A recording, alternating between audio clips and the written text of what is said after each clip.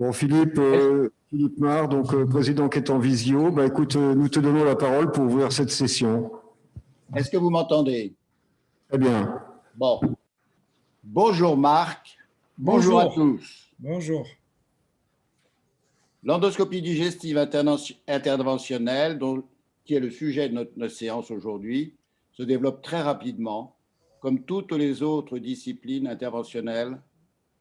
Votre programme nous montre qu'elle est un exercice qu'elle intéresse de plus en plus les chirurgiens digestifs, au même titre que les gastro-entérologues qui en ont été les pionniers.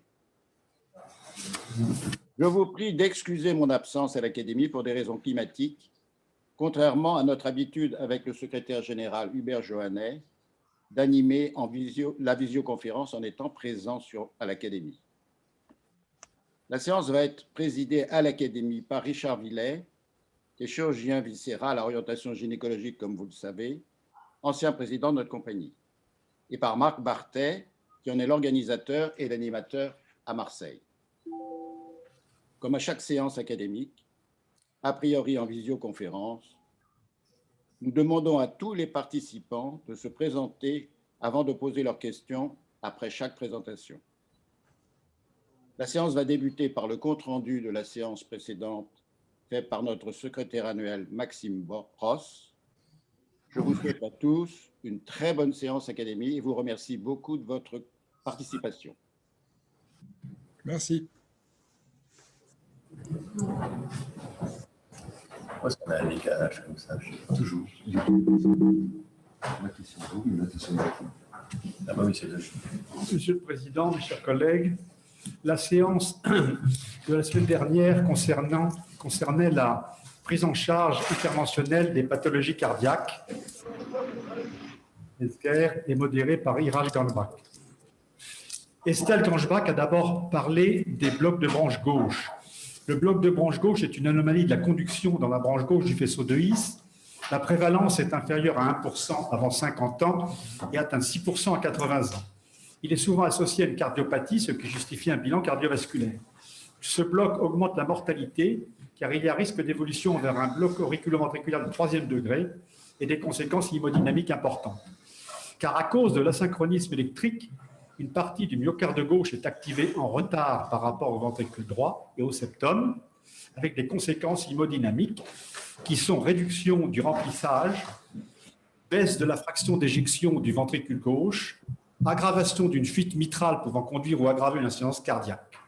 Le traitement vise à resynchroniser le ventricule par stimulateur. On stimule la paroi du ventricule gauche de façon synchrone au ventricule droit par sonde endocavitaire introduit dans une veine du sinus coronaire. Cette technique, qui est française, a été publiée en 1994. Il a un taux d'échec de 10% au début et les résultats sont très bons actuellement. Les méta-analyses ont montré un impact net sur la survie à long terme, ce qui n'était pas espéré au début. Quand l'électrocardiogramme montre un QRS large, c'est un facteur de bonne réponse.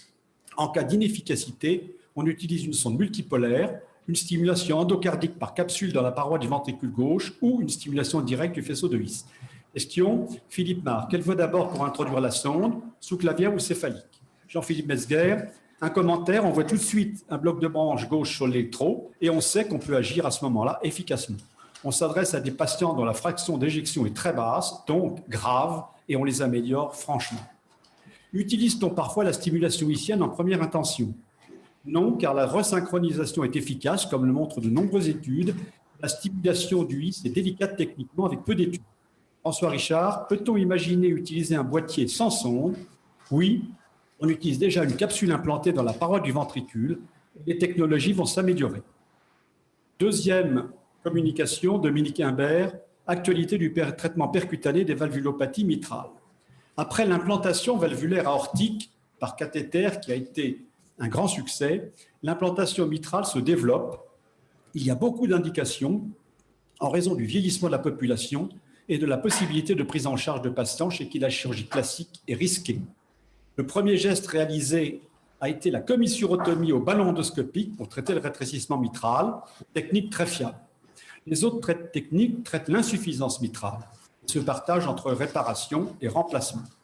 On utilise 3 techniques de réparation, MitraClip, Cardiobard et Néocord. Le MitraClip reprend la technique d'Alfieri, chirurgien italien, en créant un pont sur les feuillets mitraux par un clip. Il traite l'insuffisance mitrale dégénérative. Cette technique est souvent réalisée et les résultats sont bons. Une étude randomisée est en cours chez les patients à risque intermédiaire entre traitement médical seul ou traitement médical associé aux gestes endovasculaires. De même pour l'insuffisance mitrale secondaire. Dans l'insuffisance mitrale fonctionnelle, peut être utilisé le Cardiobard, qui est une plastie utilisant une bande de tissu fixée à l'anneau, puis resserrée. Une étude randomisée est en cours. Dans l'insuffisance dystrophique, on utilise un néocordage transapical ajusté à l'apex du ventricule gauche. Quand il y a nécessité d'un remplacement, on utilise surtout une valve aortique, car les prothèses dédiées spécifiques sont encore en phase de développement. Il faut un ancrage solide. Le risque est l'obstruction de la chambre de chasse aortique en cas de déplacement. Les fuites qui peuvent survenir après ces procédures sont traitées par mise en place d'un plug sous contrôle échographique. Les questions, Philippe Marc, quel est le risque de migration de prothèse? On contrôle la bonne fixation avant largage, c'est très rare actuellement. Iraj Ganjbak, quand faites-vous encore des commissurotomies dans le rétrécissement rhumatismal, alors que dans le rétrécissement calcifié dégénératif, il faut préférer la chirurgie directe ou la réparation percutanée. Dans une valvulopathie mitro-aortique, peut-on effectuer un geste bilatéral? Oui, cela est réalisé. Albert-Claude Benamou, peut-on associer plusieurs types de réparations? Oui, pas en pratique courante, car c'est délicat, mais c'est logique. Peut-on réaliser les mêmes techniques sur la tricuspide? Oui, il y a des différences anatomiques, mais c'est réalisé. Hubert Johannet, quel est le risque emboligène? Il n'existe que pour les prothèses et il est identique à celui des prothèses chirurgicales. Jean-Philippe Mesguer, commentaire, la chirurgie mitrale est extrêmement compliquée et ses prouesses sont formidables. François Richard, quelle est la proportion de patients opérés en percutané? Combien d'interventions avant d'être sécures? Pas de réponse précise, mais il y a prédominance de procédures percutanées. Pour être sécure, 50 procédures pour MitraClip, le Cardioband est très complexe et il n'y a que quelques cas, et 10 procédures pour la prothèse. Gérard Morvan, qui est l'opérateur principal? Radiologue, cardiologue, chirurgien? Travail d'équipe, des RCP et des staffs rigoureux. Pour les remplacements mitraux avec 3 voies transseptales, c'est souvent le cardiologue interventionnel. Ensuite, Pierre Coste de Bordeaux a parlé des nouveautés dans la chirurgie interventionnelle des coronopathies. Parallèlement à l'amélioration de la prise en charge médicale, de grands progrès sont récemment apparus en cardiologie interventionnelle coronaire. Premièrement, dans la pertinence des indications de l'angioplastie grâce à la mesure de FFR permettant de repérer les sténoses significatives et d'évaluer la revascularisation complète en un temps dans le syndrome coronarien aigu. Deuxièmement, dans l'optimisation de la technique, traitement des lésions calcifiées, ballon actif. Troisièmement, dans l'analyse du bien fondé d'une revascularisation myocardique face au traitement médical. Premièrement, la mesure de la réserve, ou FFR, Fractional Flow Reserve, est essentielle pour savoir si une sténose doit bénéficier d'un geste interventionnel ou non. En effet, elle permet de quantifier l'impact de la lésion sur la perfusion distale coronaire. Elle est réalisée au cours d'une coronarographie, mais pourra dans l'avenir être effectuée par scóroscanner. Elle a montré l'intérêt de traiter toutes les lésions dans les syndromes aigus. Deuxièmement, des améliorations techniques permettent d'agir sur les lésions calcifiées, ce qui permet un meilleur déploiement des endoprothèses, l'imagerie endocoronaire, les ballons plus performants, l'atérectomie rotative sont des techniques qui permettent de traiter les lésions calcifiées fréquentes. La lithotricie intravasculaire est également utilisée. Troisièmement, on s'oriente vers une diminution des indications de revascularisation chez les coronariens stables sous traitement médical bien suivi. Une grande étude, appelée Ischemia, a montré la même évolution entre le bras invasif et le bras médical d'une population bien ciblée de coronariens stables, avec ischémie modérée à sévère, dont le traitement médical était très rigoureux. Enfin, se discute dans l'avenir l'intérêt de dépister l'ischémie chez des patients non symptomatiques. Question, Jean-Philippe Mesguer, doit-on se préoccuper d'une lésion asymptomatique? Il est actuellement difficile de répondre précisément. L'anatomie anatomique a toujours une grande valeur. L'étude Ischemia a-t-elle modifié les habitudes médicales? Apparemment pas partout, notamment en Aquitaine, où travaille M. Coste. Étude critiquée parce qu'il y a des problèmes méthodologiques. Et donc, cette étude, il y a encore beaucoup de choses qui vont être envisagées dans l'avenir. Iraj Ganjbak, que faire si l'on découvre sur un coroscan des lésions calcifiées mal placées chez un patient asymptomatique? En fonction du contexte et des facteurs de risque, on peut envisager une exploration invasive. Jacques Belghiti, que penser des stents résorbables? On avait fondé de grands espoirs, il y a plus de thromboses, donc ils ne sont plus utilisés. Ensuite, Gilles Montalesco, du traitement anticoagulant et du traitement antiagrégant avec les nouvelles données. Lorsque l'on prescrit des antiagrégants, des anticoagulants, a fortiori les deux, le défi est de bien estimer la balance entre le bénéfice attendu et les risques encourus, qui sont essentiellement hémorragiques. De même pour la suspension temporaire ou définitive.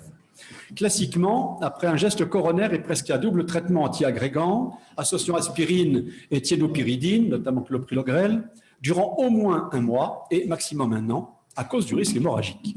En effet, celui-ci est au moins aussi dangereux que le risque ischémique en cas d'arrêt. Arrêter l'aspirine à 3 mois pourrait sans doute diminuer ce risque. On peut aussi choisir d'arrêter les autres antiagrégants. Le traitement prolongé au-delà d'un an est souvent utile et là, il faut tenir compte de la gravité des lésions, du geste réalisé et des facteurs qui augmentent le risque hémorragique pour prendre une bonne décision chez chaque patient. Si le patient reçoit aussi des anticoagulants pour sa cardiopathie, des études plaident pour l'arrêt de l'aspirine, mais peut-être pas immédiatement après le geste coronaire. Lorsque l'on doit programmer une chirurgie sauf urgence, il faut attendre au moins un mois avant d'arrêter les antiagrégants et 3 mois en cas de coronarite aiguë. Question, Iraj Ganjbak, fracture du col 6 semaines après stent coronaire, que faire? Peut-on transfuser des plaquettes? On garde un antiagrégant, pas deux, pas de transfusion de plaquettes en général. Relais par héparine, si chirurgie, chez patients sous anticoagulants, pas de relais, arrêt court, bien maîtrisé. Jean-Philippe Metzger, en cas d'hémorragie, utilise-t-on les antidotes type anticorps monoclonaux? Exceptionnellement, on gère en général correctement sans antidote. D'ailleurs, il n'y a pas d'antidote pour l'aspirine. Philippe Marr, quel type de lésions digestives sont rencontrées? Ulcère de stress par voie très grave, angiodysplasie, néoplasie, pourquoi aucune cause n'est retrouvée? Hubert Johannet, soulignons la gravité des hémorragies ulcéreuses encore fréquentes. Réponse, intérêt des techniques endoscopiques quand c'est possible. Dernière communication, Damien Bonnet, traitement interventionnel en pathologie cardiaque congénitale. Il faut rendre hommage à William Rashkin qui, en 1966, a réalisé un agrandissement du foramen ovale en utilisant une sonde de Fogarty, ce qui a permis l'essor du cathétérisme cardiaque interventionnel dans les cardiopathies congénitales. Schématiquement, l'on peut décrire 4 indications. Premièrement, chirurgie du fœtus, cathétérisme fœtal pour dilater une sténose valvulaire aortique ou ouvrir une cloison avec l'aide de stent, traitement des troubles du rythme grave par introduction d'une sonde transésophagienne. Deuxièmement, le prématuré, fermeture du canal artériel par petite prothèse, même chez un enfant pesant 700 grammes. Troisièmement, l'enfant, remplacement de la valve pulmonaire dans la tétralogie de Fallot par M. Bonnefer, qui a fait la première intervention, par prothèse couplée, ouvrant la voie à des variations techniques pour s'adapter aux nombreuses anomalies anatomiques dans les cardiopathies congénitales. En chirurgie lymphatique, embolisation et mise en place de stents pour diminuer les conséquences des obstacles lymphatiques digestifs, entéropathie exsudative, ou pulmonaire, chylothorax, bouchon bronchique, provoqués par des anomalies anatomiques et l'augmentation de la pression veineuse. Enfin, il faut parler de l'environnement technologique qui est très complexe pour aider à réaliser tout cela. Image 3D, couplage écho, imagerie, holographie, procédure hybride à 2 opérateurs. Les questions. Monsieur Metzger, c'est enthousiasmant. Quelques précisions sur les lésions lymphatiques. Les précisions sont les suivantes. Il y a les lymphédèmes et les chylothorax congénitaux d'une part, et d'autre part les hyperpressions dans le système lymphatique, produites notamment par les interventions pour cardiopathie congénitale qui provoquent lymphangiectasie et varices lymphatiques dans l'intestin et les bronches. Philippe Marr, la collaboration entre cardiologues interventionnels et chirurgiens doit obéir à un principe simple, celui qui sait faire fait selon le contexte. Devant ces techniques si pointues, comment envisager la courbe d'apprentissage? Certaines techniques, comme la dilatation aortique, sont assez simples, mais ce qui est complexe, c'est la logistique, avec l'échographiste et l'obstétricien. Pour le reste, tout est dans la stratégie bien pensée, l'esprit d'équipe, avec la synergie des talents. Il y a beaucoup de gestes rares et nous avons sur certains gestes 4, 5, 6 procédures. Iraj Ganjbak, les cardiopédiatres ont été les pionniers en cardio-interventionnel. Y a-t-il des gestes complémentaires à réaliser lorsque ces enfants sont devenus adultes?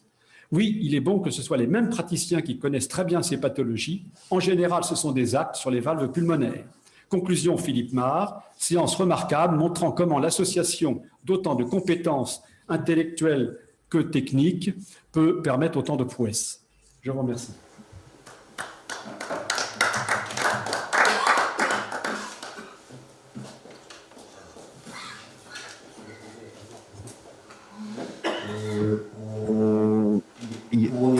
trouvé le résumé. Très complet, très précis. Et on remercie Jean-Luc Béraud. Je redonne la parole au président, Philippe Noir, ou alors nous passons tout de suite la parole à Marc Bartet pour démarrer notre session. C'est très bien, très bien.